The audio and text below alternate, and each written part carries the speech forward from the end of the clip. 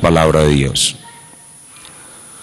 Esto es palabra de Dios.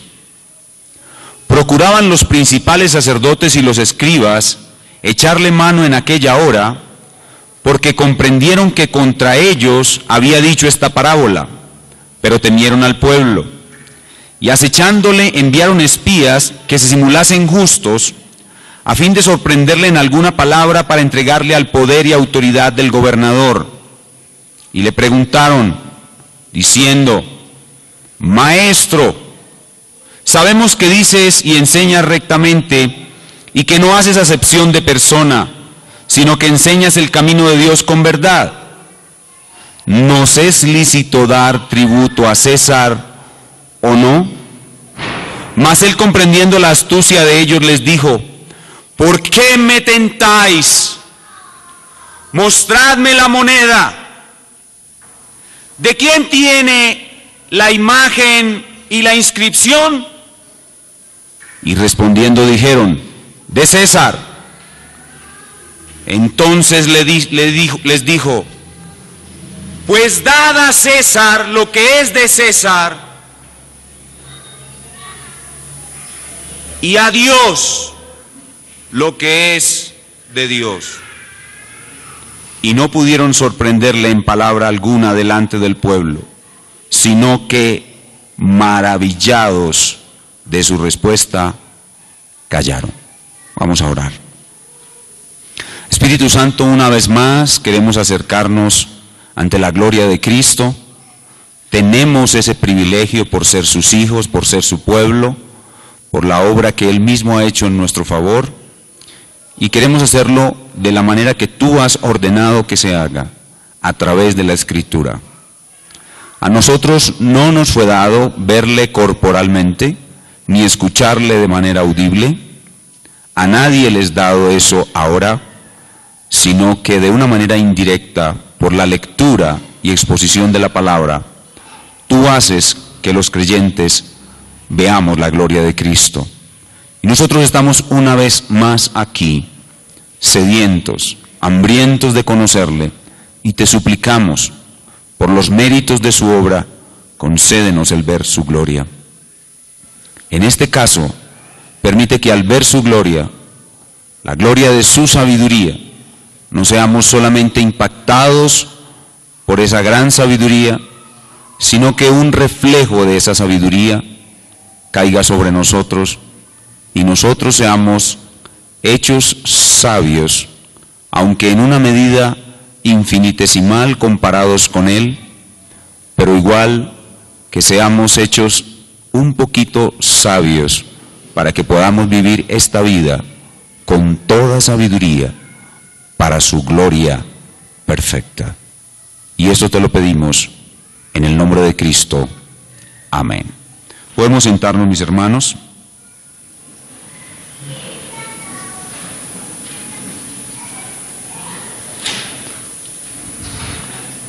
Ha sido un deleite contemplar la gloria de Cristo durante estas conferencias. Ya hemos visto, como mencionaba ahorita, varios aspectos de su gloria, pero hemos dejado muchos otros aspectos de su gloria por fuera. Es imposible que en una conferencia como esta se cubran todos los aspectos de su gloria. Cristo es glorioso en muchas otras cosas, como por ejemplo vimos esta mañana en su compasión, en su enseñanza. Él fue glorioso en la ternura que tuvo con los niños. Y ahora, al llegar en el relato del Evangelio de Lucas, a los días cercanos a su final en este mundo, en la última semana de vida de Cristo, vemos la gloria de su sabiduría. Su sabiduría invencible, manifestada cuando es atacado por sus enemigos. Cristo manifestó la sabiduría de Dios en cada enseñanza que dio a sus discípulos. Allí estaba la sabiduría de Dios en Él. Pero de una manera especial, aquí nosotros vemos otra faceta de la sabiduría de Dios, que podríamos llamar su sabiduría para la guerra. Su sabiduría para la guerra. Su sabiduría que surge cuando Él es atacado por sus enemigos, Una sabiduría que le permite defenderse de sus enemigos y vencer a todos sus enemigos. Sin duda estamos ante su sabiduría real. La sabiduría de un rey consistía no solamente en poder resolver todos los complejos problemas de Estado que él debería de enfrentar como rey, sino que la sabiduría real implicaba el enfrentar todas las batallas del pueblo, saber quiénes eran sus enemigos, cómo enfrentarlos y derrotarlos. Jesús es el gran rey, es el rey de su ejército. Él es el rey que conoce a todos sus enemigos y por tanto tiene la sabiduría suficiente para enfrentarse a esos enemigos y derrotarlos a todos. Estamos hablando de su sabiduría real como la sabiduría que habitó en Salomón, pero mucho más que Salomón. Y a diferencia de Salomón, que fue un rey exaltado, nosotros hablamos ya en la conferencia anterior que Cristo es un rey humillado. Él se humilló a sí mismo, se despojó de la gloria de su majestad imperial y en su nombre Jesús y en su cuerpo de carne y hueso vino humillado. Sin embargo, nunca dejó de ser rey. Pilato le preguntó, ¿eres tú rey? Y Jesús respondió, yo para esto he nacido. A pesar de que estaba en su condición de humillación, Cristo nunca dejó de ser rey. Pero a diferencia de Salomón, que fue un rey muy exaltado, aquí nosotros vemos a Cristo como rey humillado, como rey humilde. Y una de las expresiones de esa humildad como rey fue la forma como él entró a Jerusalén. Una semana antes de su crucifixión fue proclamado Mesías, fue proclamado rey por el populacho en Jerusalén. Pero él entró no en un poderoso, blanco e impresionante corcel, cabalgando a la ciudad de Jerusalén a derrotar sus enemigos. No, entró sentado en un humilde burrito y entró a la ciudad de Jerusalén a derrotar a sus enemigos, pero no con espada y con lanza, sino muriendo en una cruz, tal como lo había ordenado el Padre. De tal suerte que lo que vemos en nuestro pasaje es la sabiduría real, sí, que había en Jesús, pero es la sabiduría del rey humilde. Y por eso hemos titulado nuestro mensaje en el día de hoy, hablando de la gloria de la sabiduría de Cristo, la sabiduría invencible del rey humilde. La sabiduría invencible del rey humilde. Ese es el título de nuestro mensaje en el día de hoy.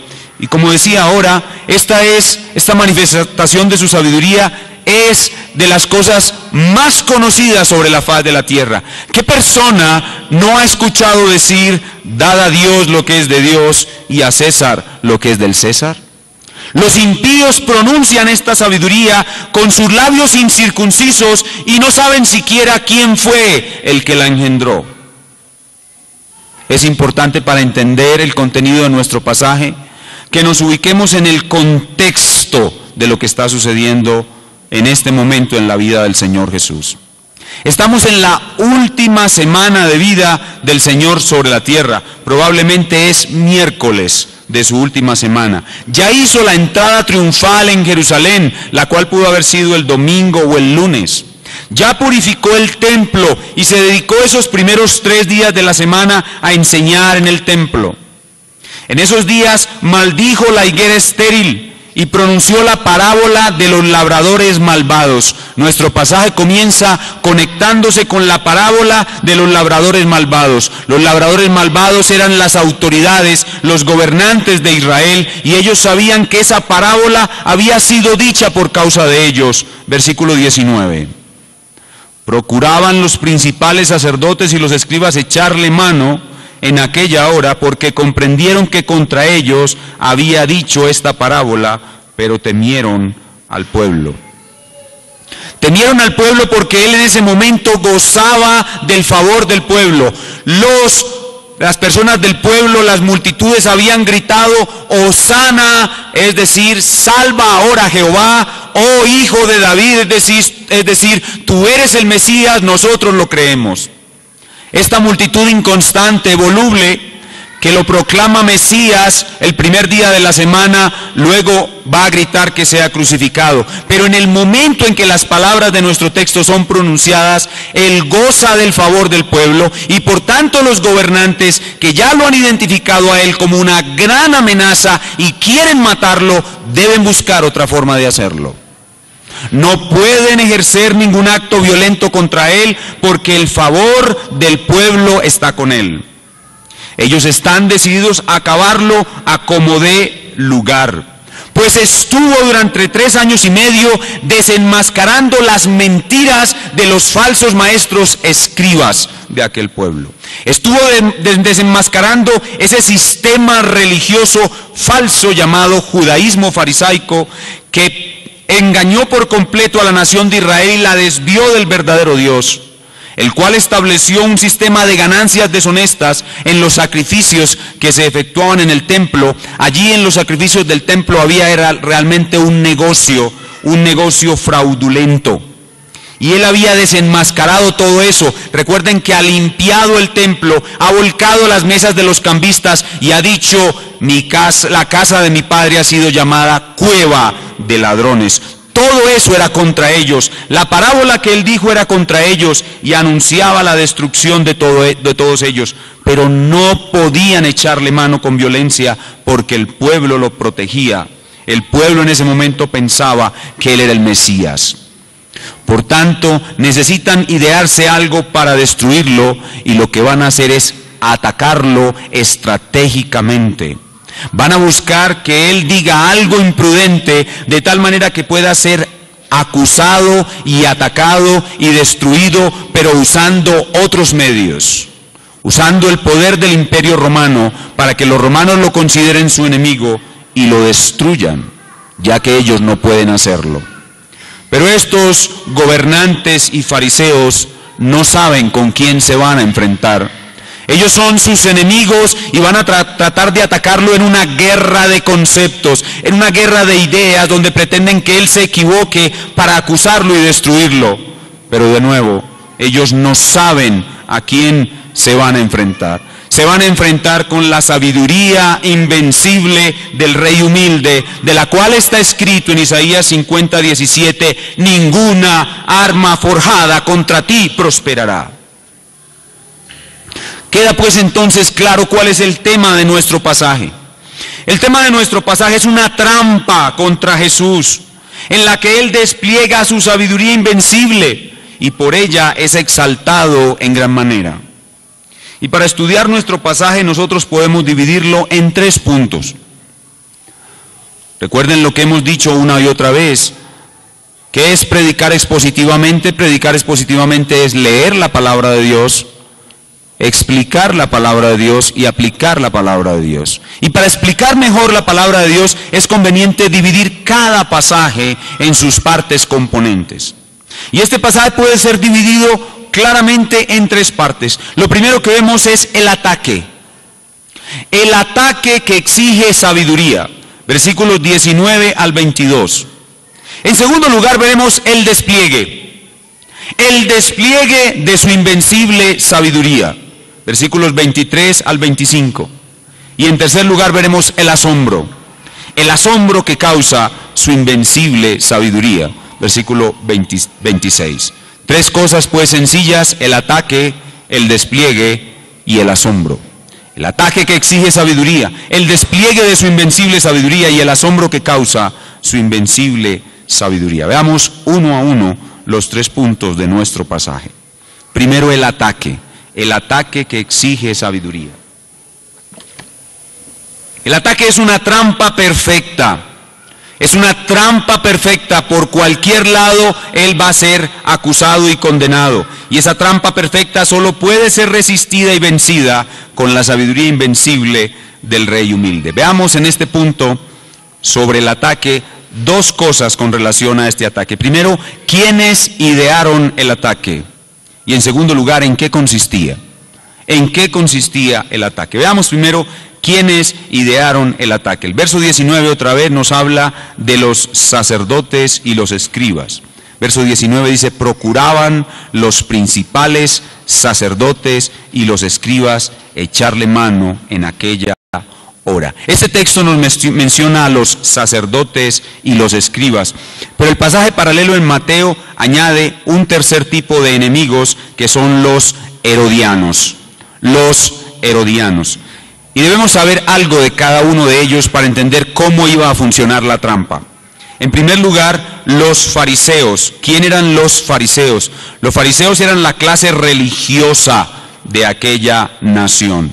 Ellos eran legalistas, ellos eran exhibicionistas de la religión, ellos estaban parcializados, querían obedecer la ley solo en lo externo, eran ritualistas, para ellos lo más importante de la religión eran los rituales, los fariseos eran verdaderos actores de la religión. Por eso hoy en día la palabra fariseo se ha vuelto sinónimo de una persona hipócrita, un actor, una persona que finge ser lo que no es. Eso eran los fariseos, eran actores de la religión.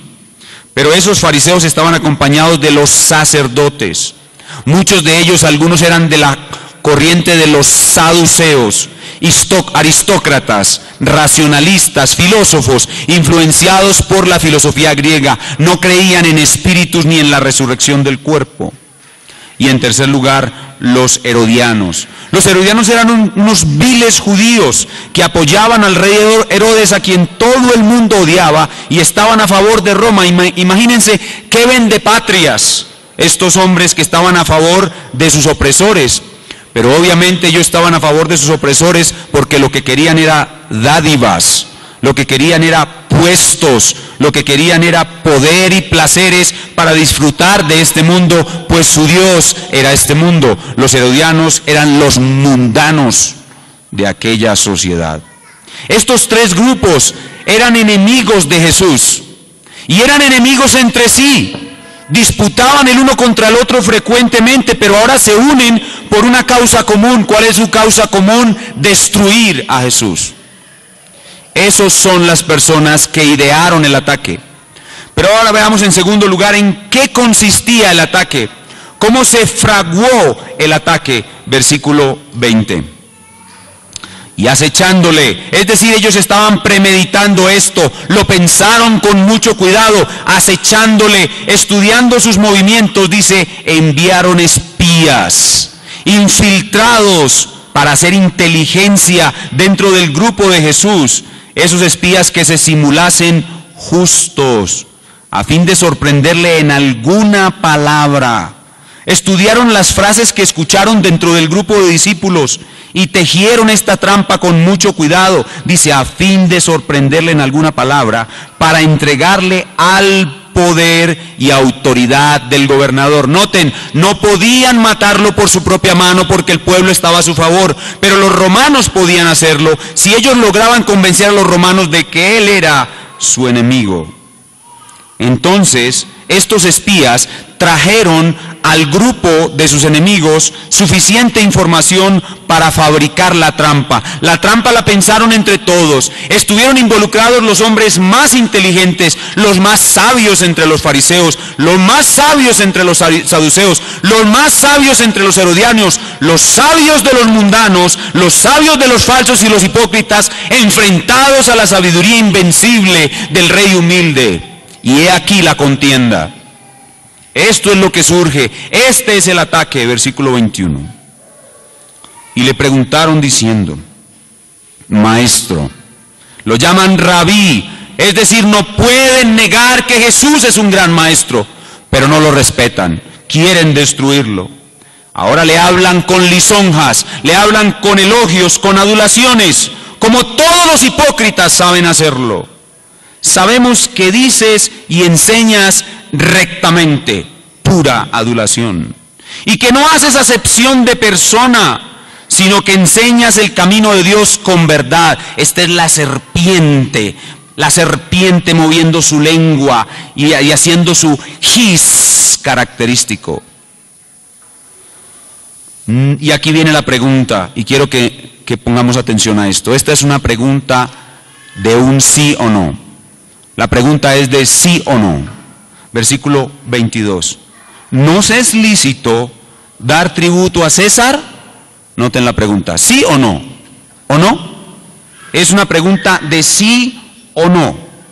De sí o no. Él, sin duda alguna, no se dejó influenciar por la malicia. En el versículo 23, él desenmascara sus lisonjas y sus adulaciones, dice el verso 23, mas él comprendiendo la astucia de ellos.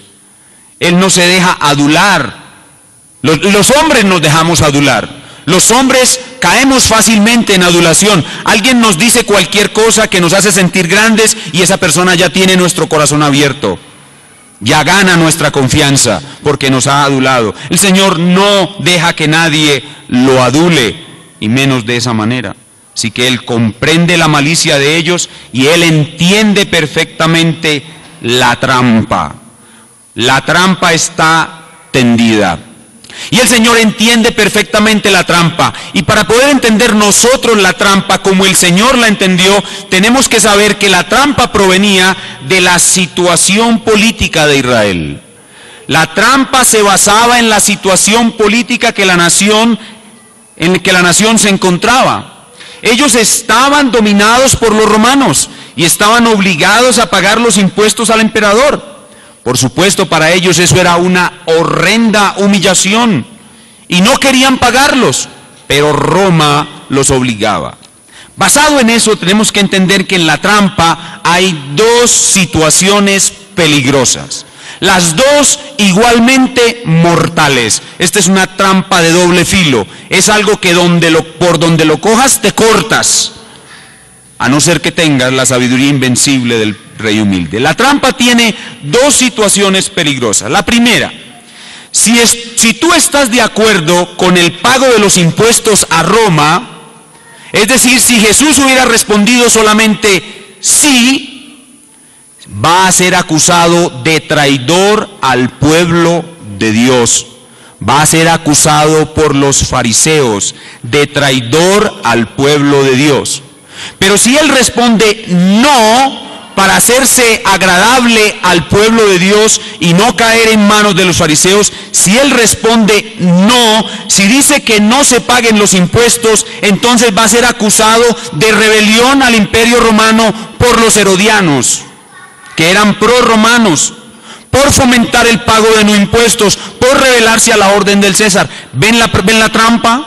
Es una trampa de dos filos, es un arma que si tú la coges por cualquiera de los dos filos te cortas.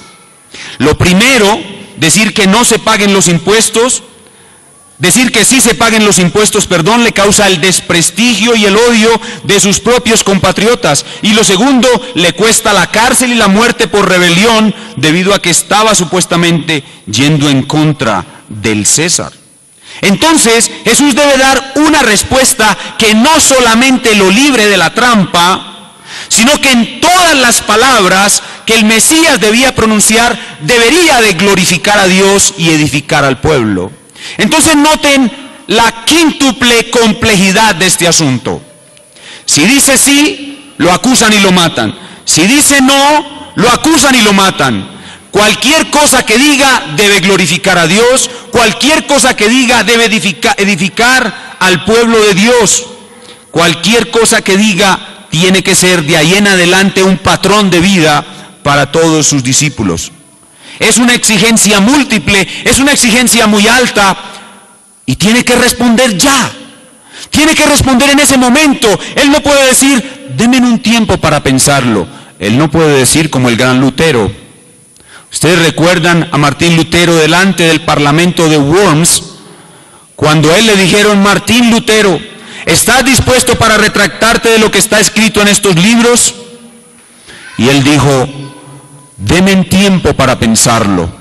Y dijo el emperador, se te conceden 24 horas. En 24 horas responderás sí o no estás dispuesto a retractarte. Lutero usó las 24 horas para orar, para encomendarse a Dios.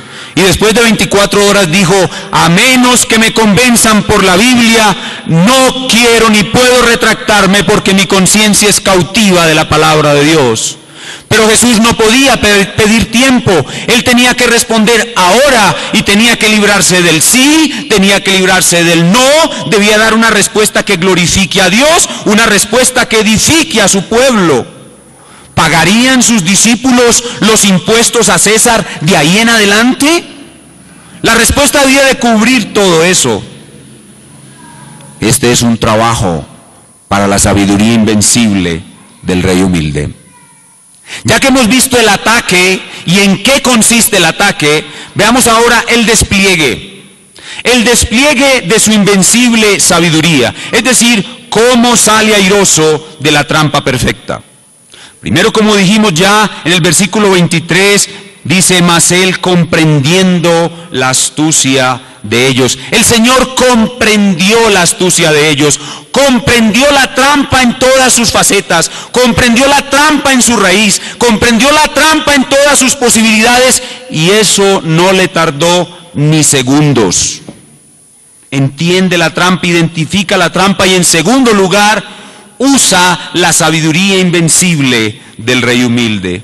Como dice Colosenses capítulo 2, versículo 3, en quien están escondidos todos los tesoros de la sabiduría y del conocimiento. Lo que Cristo tuvo que hacer allí fue algo relativamente sencillo para él. Simplemente fue y hurgó los tesoros de la sabiduría y de la ciencia de Dios y sacó una pequeña gema que fue lo que dijo para responder a esta trampa mortal.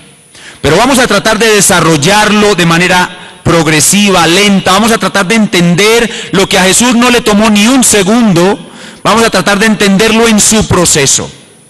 Y veamos paso a paso, primero, cada punto, lo que él va haciendo para poder entender toda esa gloria de su sabiduría. Primero, en el versículo 24, él hace una pregunta. ¿Por qué me tentáis?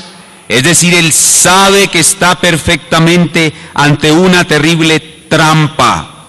Y ahora comienza su respuesta. Recuerden, esto no ocupó segundos en su mente.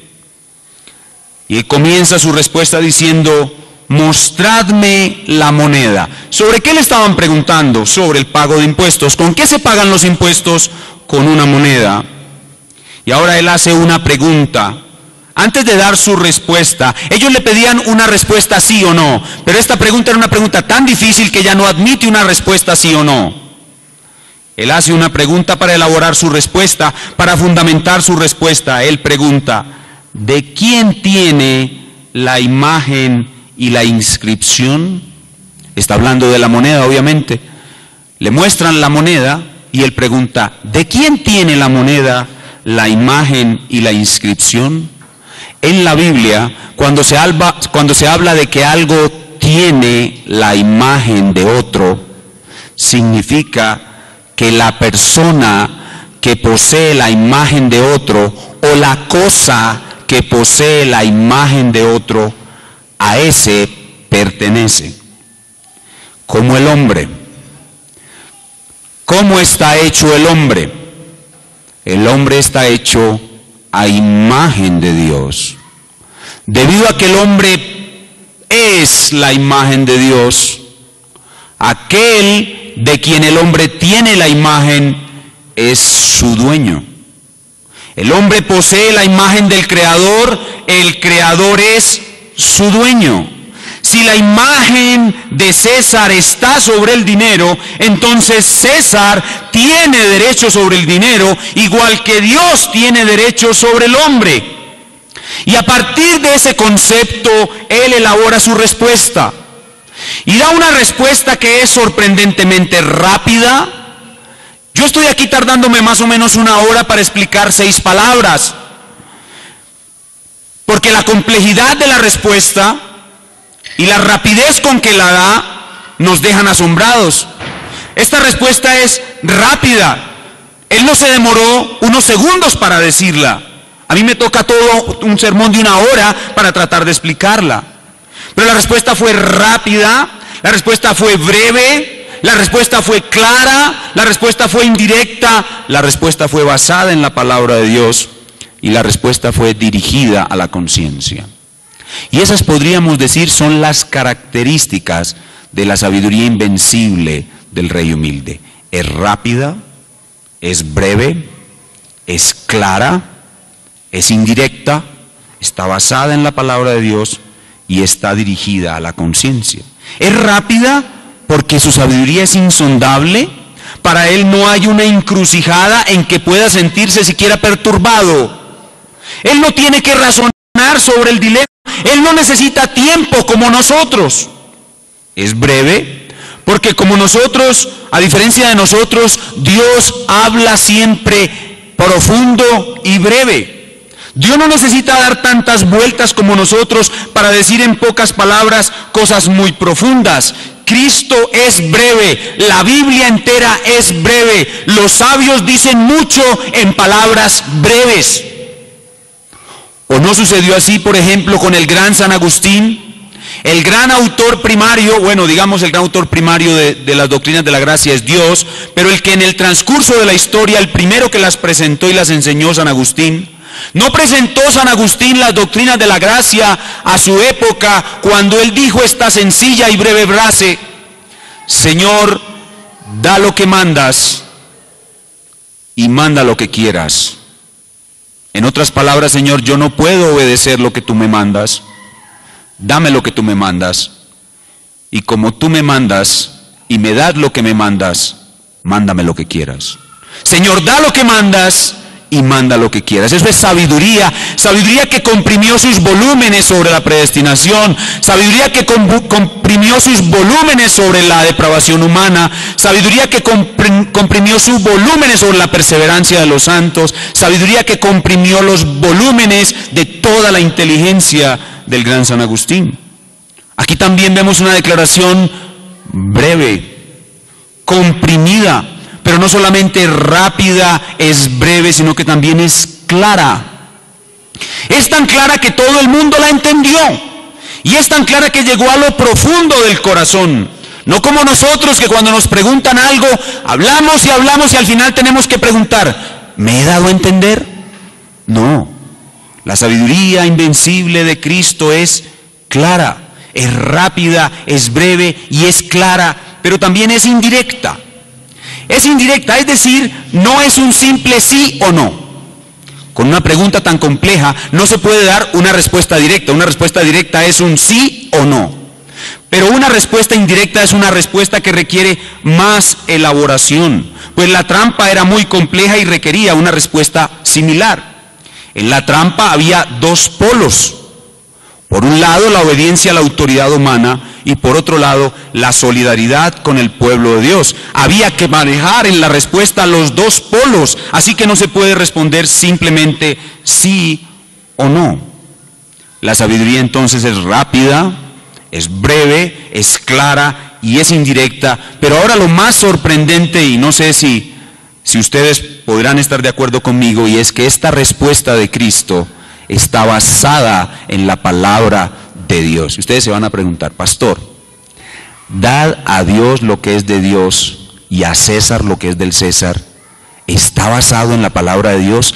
¿Qué pasaje del Antiguo Testamento dice eso o me induce a pensar de esa manera? Esta respuesta está basada en el Antiguo Testamento, especialmente en el pacto de Dios con Israel, que todos nosotros sabemos es un pacto de obras, en el cual había una amenaza de Dios a la desobediencia de su pueblo con el dominio de extranjeros por desobedecer los términos del pacto. Escuchen lo que dice Deuteronomio 28, ahí hay un error en las notas, dice Deuteronomio 29, no es Deuteronomio 29 sino 28, escuchen los versículos 47 y 48 de Deuteronomio para que podamos ver cómo la respuesta de Cristo está basada en el pacto de Dios.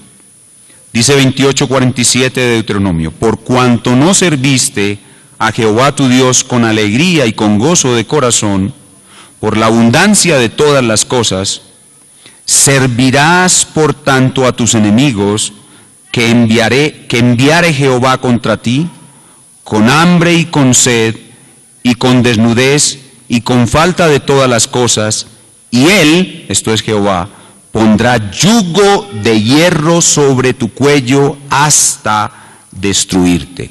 Este texto describe exactamente lo que estaba pasando allí. La situación que ellos estaban viviendo debía ser al revés. Es decir, en vez de ellos estar pagando los impuestos a los romanos, eran los romanos los que deberían estar tributando a Israel. Pero ¿por qué no era así? Por su desobediencia. Y los judíos sabían exactamente esto. Y por esta razón el Señor usa esta base y con esta sabiduría, que es rápida, breve, indirecta y basada en la palabra de Dios, con su respuesta se dirige a su conciencia.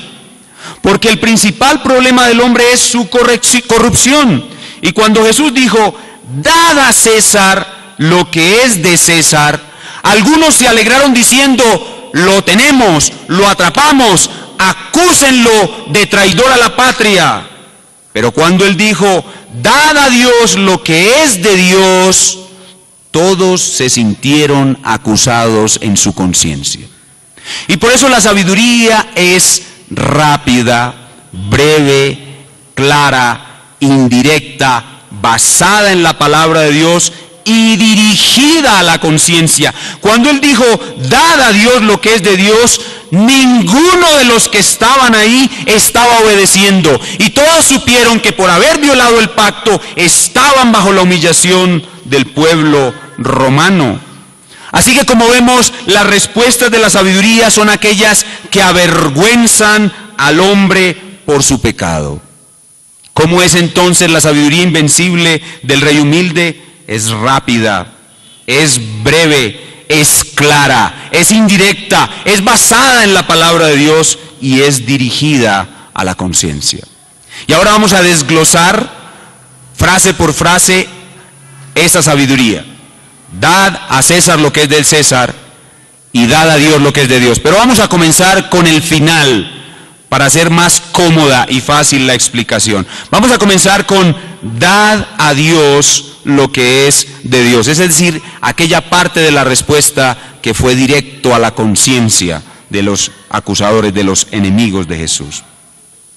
Cuando Jesús dice, dad a Dios lo que es de Dios, entonces, si Dios es Dios, hay que obedecerlo y darle todo el ser. Si nosotros portamos o somos la imagen de Dios, le pertenecemos y por tanto nosotros debemos entregarle a Él todo nuestro ser y toda nuestra vida. Para no ser traidor a Dios, yo debo de entregarle todo lo que Él me pide. Estos judíos pretendían que Jesús fuera acusado de ser un traidor a Dios, pero cuando Jesús dice, dad a Dios lo que es de Dios, les está haciendo caer en la cuenta que los verdaderos traidores a Dios son ellos, porque los que estaban viviendo en la humillación de tener que pagar impuestos a los romanos eran ellos. Por eso su frase es tan profunda, tan poderosa y penetrante, porque les hizo ver su condición de humillados por un imperio al cual ellos deberían estar humillando. Ustedes pretenden hacerme a mí aparecer como un traidor ante el pueblo de Dios cuando dijera yo que si hay que pagar los impuestos, los traidores a Dios son ustedes y miren la condición que están. Ustedes están bajo el dominio romano porque ustedes traicionaron el pacto de Dios. ¿Notan por qué la sabiduría los humilla y les acusa y activa sus conciencias?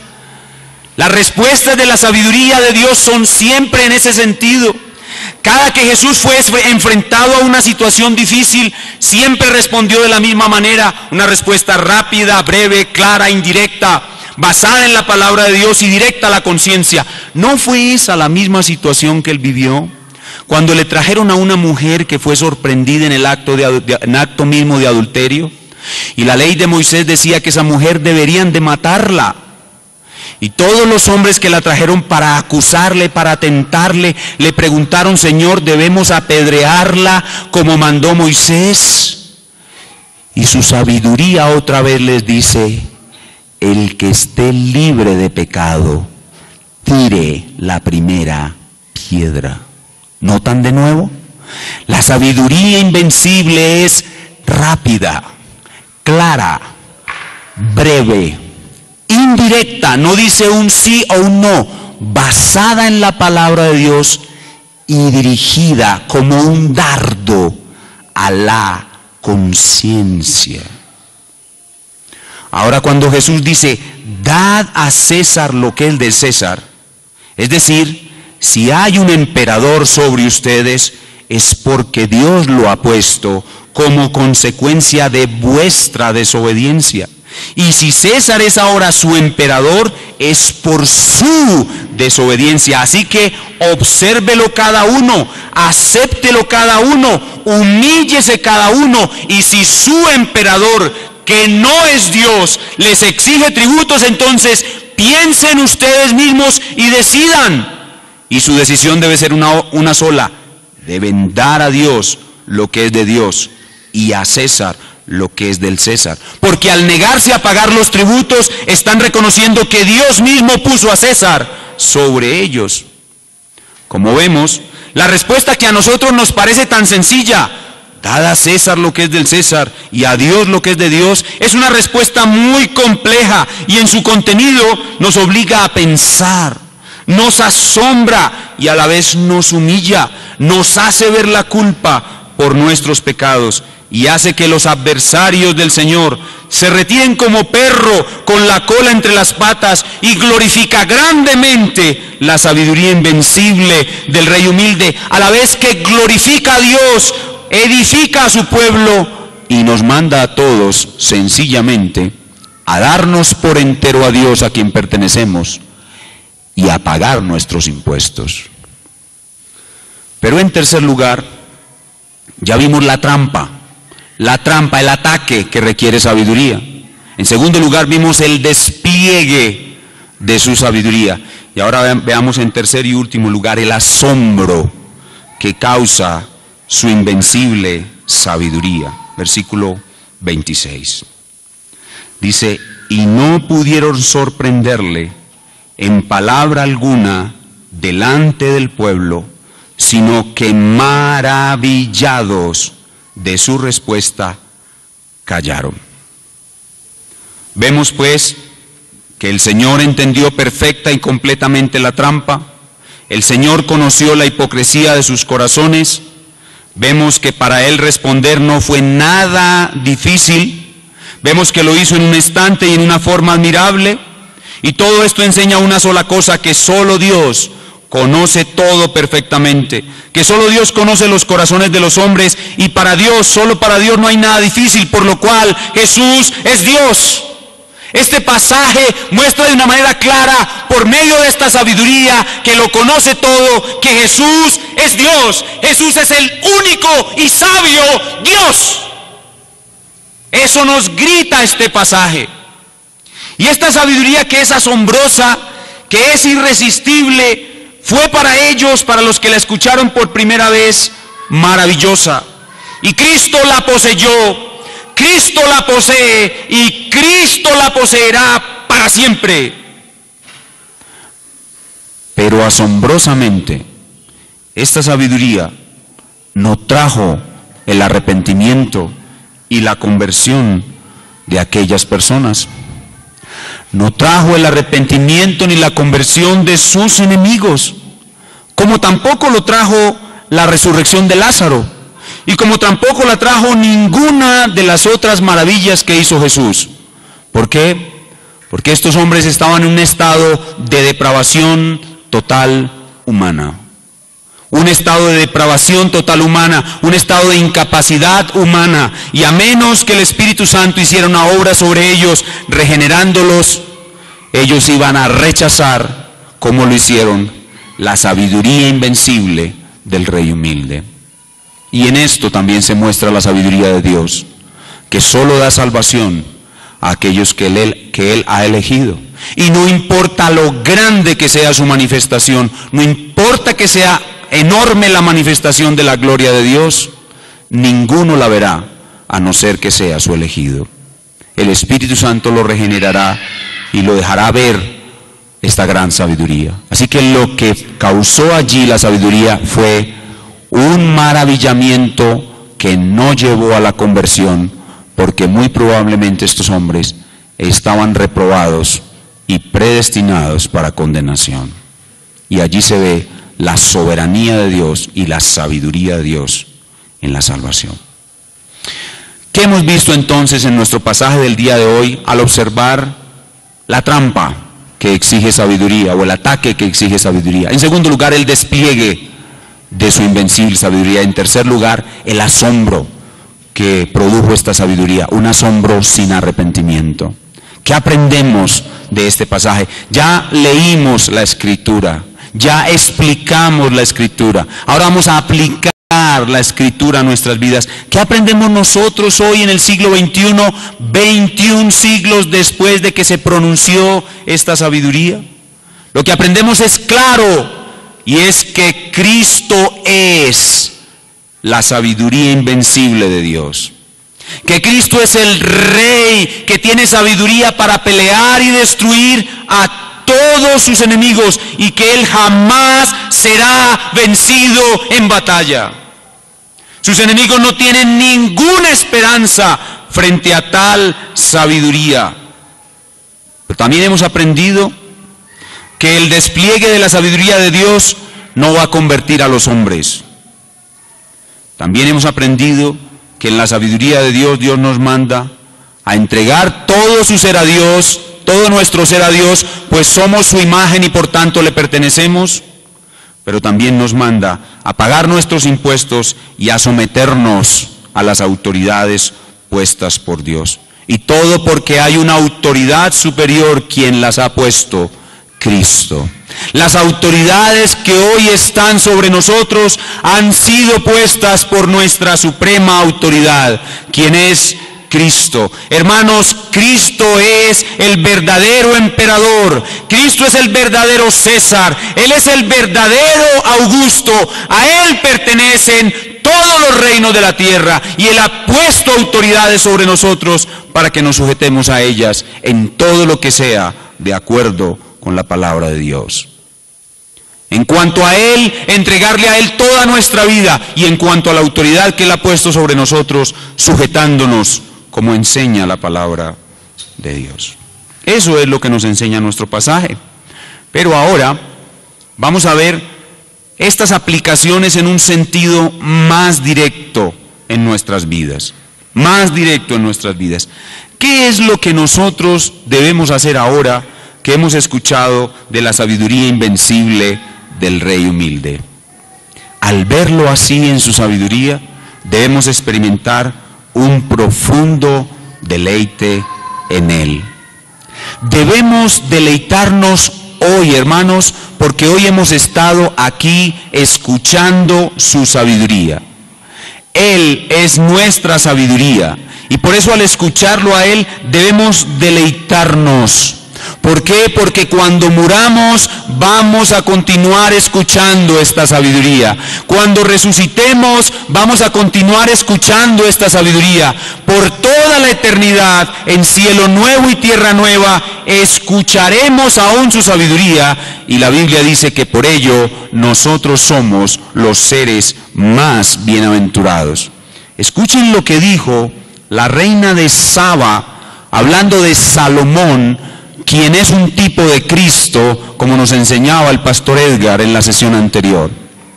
Toda esa sabiduría de Salomón desplegada en su tiempo, solo era un tipo de la sabiduría invencible del Rey humilde. Todo lo que la reina de Saba vio y lo que la reina de Saba dijo, apunta a Cristo y apunta también a nosotros.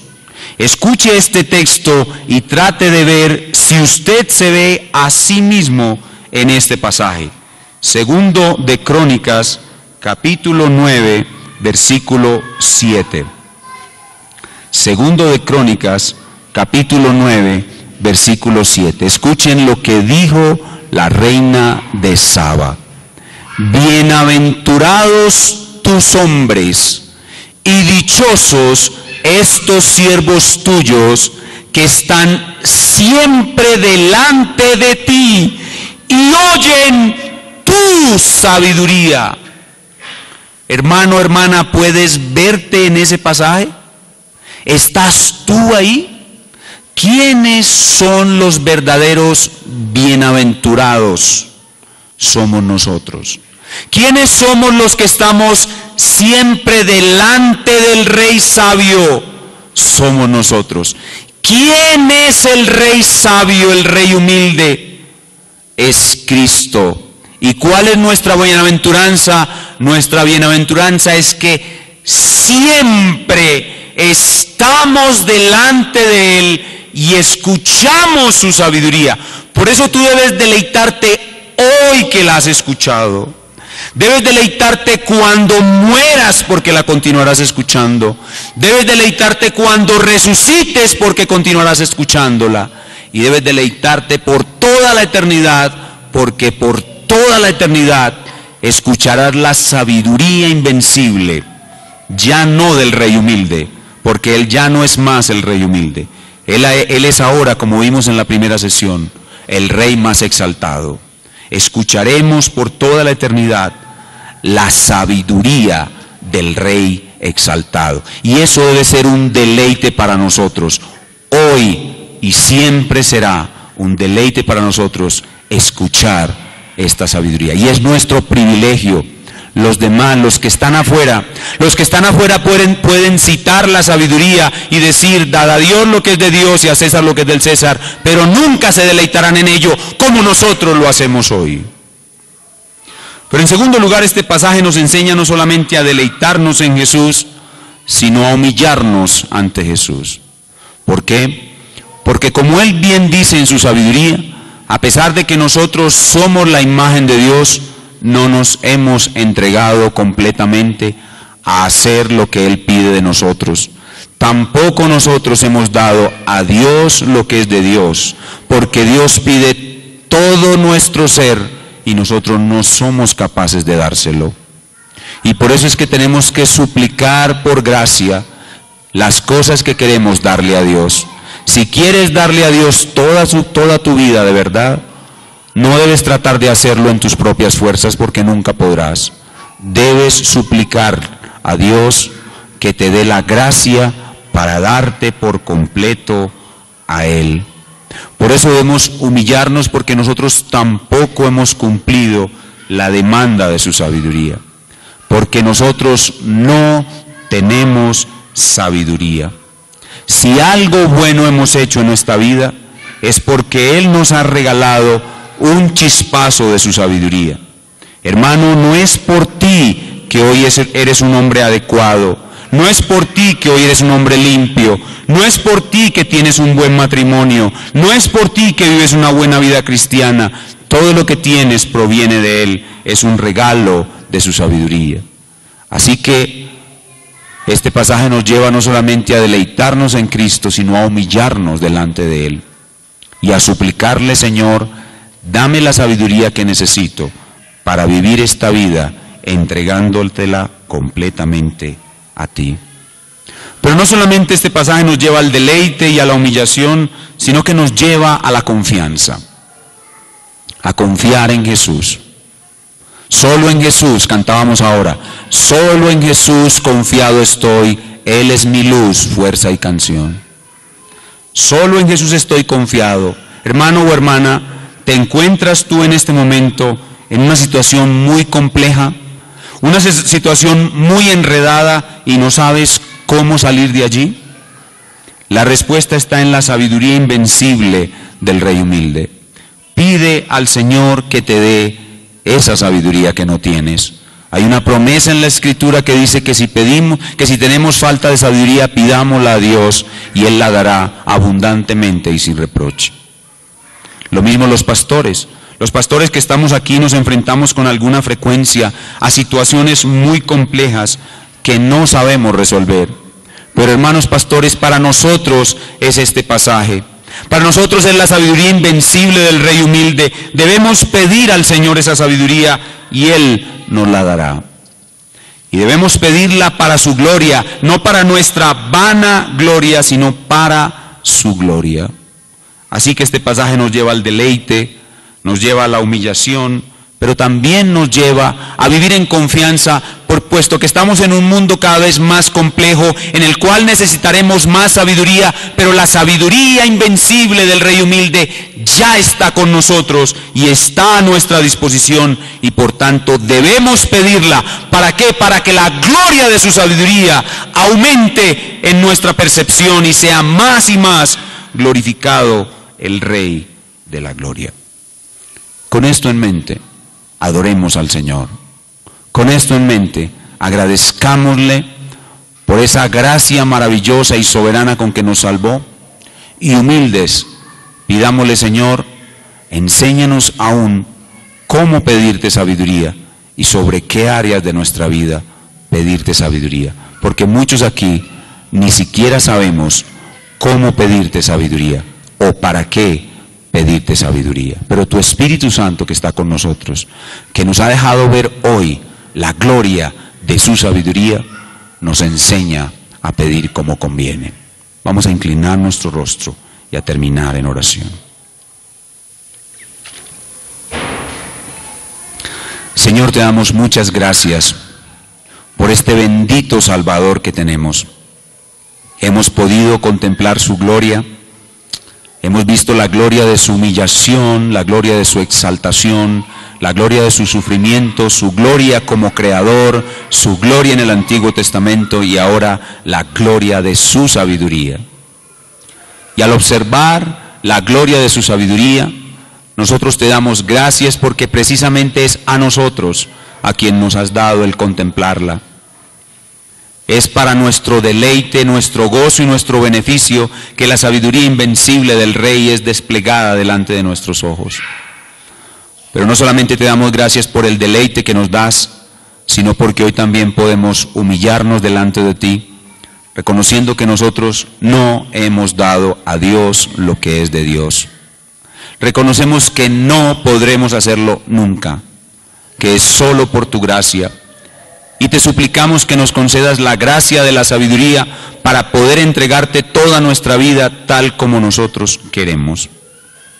Te damos gracias porque hoy, al ver la sabiduría que nos acompaña y que está con nosotros, podemos estar más confiados de que por difícil que sea el nudo que tengamos que desenrollar, podremos hacerlo si Jesús está con nosotros. Por eso el salmista decía: porque está a mi diestra, no seré conmovido. Gracias, Señor, porque nos has dado esta preciosa sabiduría que es Cristo Jesús nuestro Señor. Y como decíamos antes, Él es más que suficiente para mí, porque su sabiduría es más que suficiente para mí. Espíritu Santo, enséñanos cómo pedirle a Él sabiduría. Enséñanos incluso las áreas en las cuales debemos pedirte sabiduría. Algunos aquí no estamos ni siquiera conscientes de qué áreas necesitamos especialmente sabiduría. Pero tú pides como conviene. Nosotros pedir como conviene no sabemos, pero el Espíritu Santo intercede por nosotros con gemidos indecibles, gemidos que contienen sabiduría. Oh, gracias, Señor, por tu amor. Síguenos llenando, llénanos de tu gracia. Llénanos de tu Espíritu, llénanos de la sabiduría que nos es necesaria para glorificar a Cristo, el gran Rey, y su gran sabiduría. Y esto te lo pedimos en su nombre santo. Amén.